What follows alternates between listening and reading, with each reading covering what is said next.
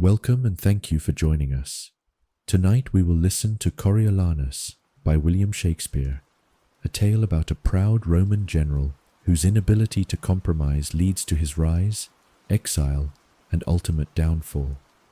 Before the empire, before triumphs and marble arches, there was a quieter Rome, a city still finding its shape. The Rome of the early republic was not yet carved in grandeur. It was a living city of olive groves, thatched roofs, and slow rhythmic mornings. It was a time when decisions were made beneath colonnades by men in plain white togas. Rome was governed not by emperors, but by consuls. It was not yet ruled by ambition, but by negotiation. Yet within this civility there was unrest. The city's grain stores were guarded by the wealthy patricians, the old families, while the plebeians, the common citizens, faced hunger. Discontent murmured softly at first, just voices in alleyways and communal wells, but slowly it grew louder. The republic was in balance, but only just. In this world lived Caius Marcius. He was not a senator, not yet. He was a soldier, disciplined, stern, and uninterested in popularity. A man born not for applause, but for service. His mother, Volumnia, raised him with the stoic values of early Rome: loyalty, honor, restraint. When the Volci, a neighboring tribe, resisted Roman expansion, the Senate called for war. Rome did not explode into violence. It shifted into it, quietly, methodically. Soldiers assembled not with shouting, but with quiet goodbyes at dawn, and the clinking of armor in the mist. Among them was Marcius. He did not seek glory, but he prepared as always, listening, watching, polishing the edges of his shield, straightening his leather straps.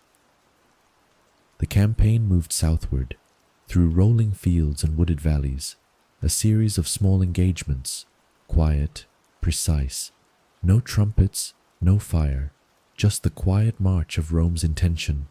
It all led to the city of Corioli, strong, proud, and defended. And there among dust and stone, Marcius would prove not his power, but his stillness.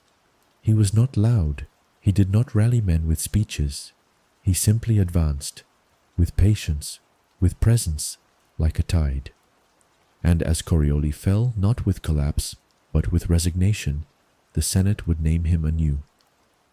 Coriolanus. Not a boast, just a title, a reminder. The man who took Corioli. He did not celebrate, he did not sing. He simply packed his armor again and turned toward home. Rome welcomed its returning soldiers with more discussion than parade. This was not a city of celebration. It was a city of calculation. The Senate, in its white-robed wisdom, saw an opportunity in Coriolanus, a figure of integrity, a man untainted by corruption, unbent by politics. His name had weight, his discipline commanded attention, and so they offered him a path to become consul. It was not a position won in silence. One had to walk the forum, dressed in a plain toga, and speak directly to the people, ask humbly for their voices, not as a warrior, but as a servant. This was where Coriolanus began to falter.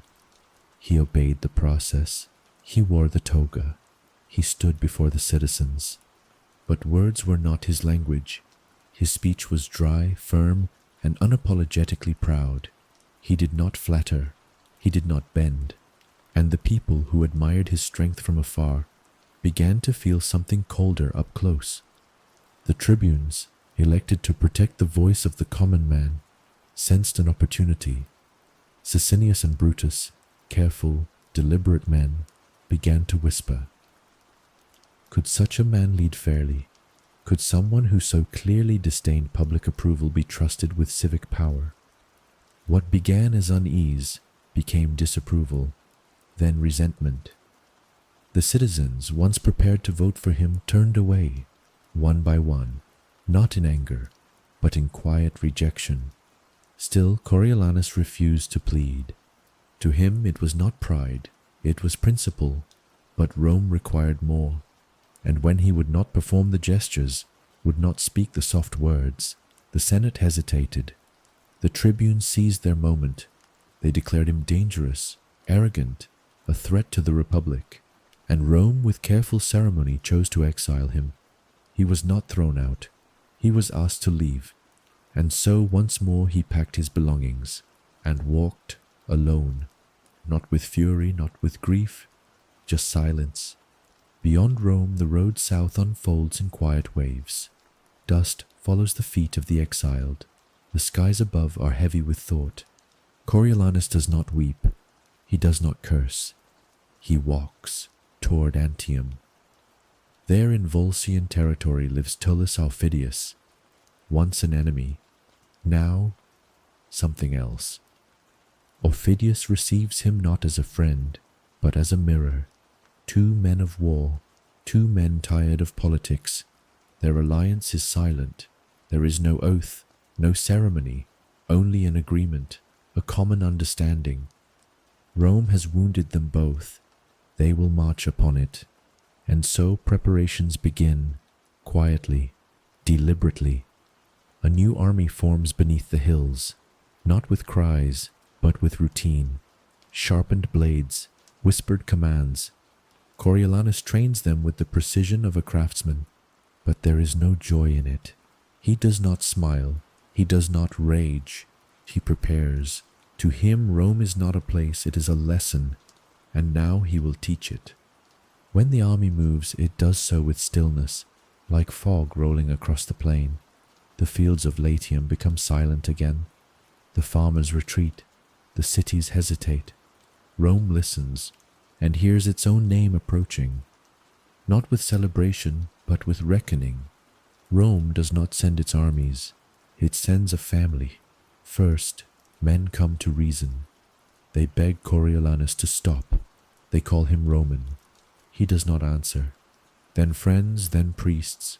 Still he refuses. Then his mother. Volumnia walks the path no soldier could cross. She enters his camp. She does not kneel. She does not raise her voice. She speaks as only a mother can. She reminds him of childhood, of sacrifice, of Rome. Not the city, but the people, the home, the soil, the breath. She says nothing of strategy, only of love. And Coriolanus listens. In that moment, years of armor fall away, not with sound, but like dust in wind. He agrees to peace. He sends the Volscian army home, and he returns with Volumnia, not to Rome, but to judgment. Aufidius, seeing betrayal, sees also fear. The people will cheer Coriolanus for saving them. The legend will grow. And so in quiet they end it. Coriolanus dies, not with battle, not with thunder, but with stillness. He has finally bent, and in bending he breaks, but gently, like a reed in rain. Coriolanus was not a king. He did not change laws. He did not claim thrones. But he reminds us of something ancient and something close.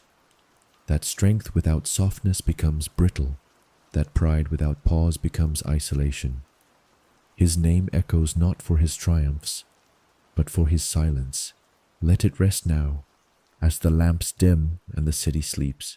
May you sleep well, and may the quiet stay with you.